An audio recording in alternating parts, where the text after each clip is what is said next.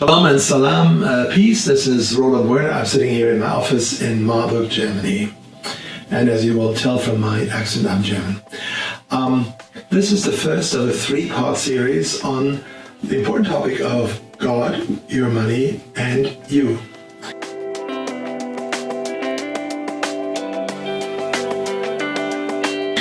Okay, in this first part, I just want to clear off some misunderstandings, some crazy ideas that are floating around, which you can hear from preachers, from books. I must say, sadly, mostly from America, from some parts of Africa. I'm a big fan of Africa. I've lived in Africa for quite some time. Consider myself a white African, actually. And some parts of Asia. And what they say is something like God's blessing is showing itself in your becoming rich. And if you're really blessed and if you're really doing what you should be doing, then you will be rich. And if you're poor, that is a sign of either God's disfavor or a sign of your spiritual immaturity. And of course, this is total nonsense. And the very scanty biblical basis that they are trying to build this whole big system on actually is just, as I said, is tiny, doesn't make sense, and it is in contradiction to the whole story of the Bible. Because the truth is, whether you're rich or whether you're poor or you're just in the middle, and most of us in the West tend to be a little bit more on the rich side, is just a fact of life, and it is something that God gives us to steward in a good way, and I'll speak about that later. But it is not a sign of blessing or of God's non-blessing you of his disfavor if you're rich or if you're poor, respectively. And this whole talk about seed money is just taken out of context. People are being hurt by this.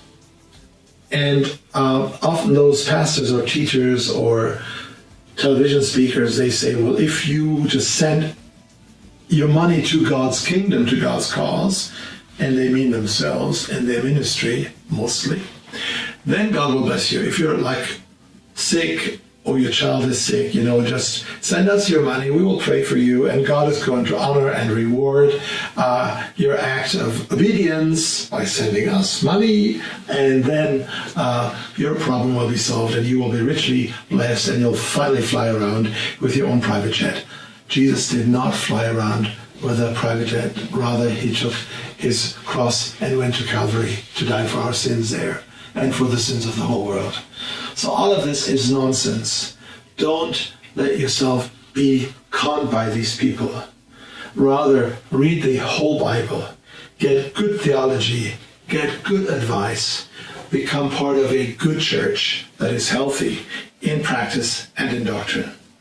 And I'm not saying this or that denomination. I'm just saying a church that is in sound biblical and historic Christian doctrine. And that's enough. And of course, there is a need to support the cause of God, and I'll speak about that later.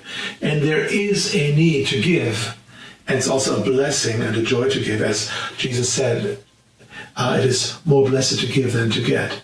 And yes, there is an obligation to give, and there is a joy in giving, but it's not in order to earn your way to heaven or to earn special favors. God is not a capitalist. God is God, okay? And grace is free. And that is the truth. That's the wonderful truth. So don't let yourself be caught by these people. Don't be depressed if you're a little bit on the poorer side. God will be there. Take your responsibility serious if you're rich, like most of us are in the West.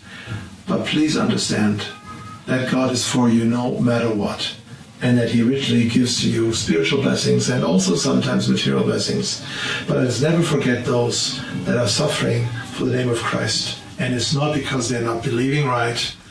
It's not because they're not good Christians. It's just because God allows them this. Can I say maybe with reverence, God honors them.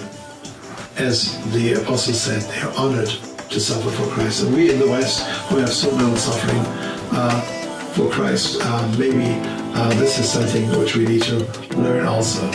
That following Christ is not always a rosy road, but it can also entail suffering and deprivation. Anyway, there's more to come. Thank you for listening. Shalom, salam, peace be with you. This is Roland from Marburg, Germany.